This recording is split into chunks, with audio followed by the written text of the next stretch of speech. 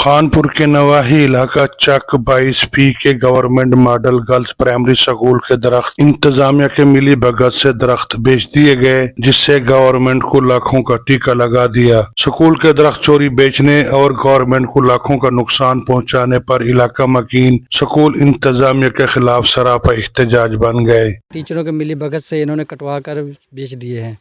ہم نے پہلے بھی آئے تھے، یہ اکٹھے کروائے تھے، لیکن اکٹھے کرنے کے بعد دوبارہ پھر وہ وہاں سے غائب ہو گئے ہیں۔ ہمیں دوبارہ پھر ان کے پاس آئے ہیں، انہوں نے کوئی ہماری بات نہیں سنی۔ یہاں کی ٹیچر ہیں جو وہ ملوث ہیں اور انتظامیہ بھی ساتھ ہے، سکول انتظامیہ ان کو بلایا۔ ہمارا اکٹھا ہونے کا مقصد یہی ہے ان کے خلاف کارروائی کی جائے۔ علاقہ مکینوں نے ڈپٹی کمشنر رحیم یار خان، اسسٹنٹ کمشنر خانپور سے مطالبہ کیا ہے کہ سکول انتظامیہ کے خلاف انکوائری کر کے سخت ایکشن لیا جائے۔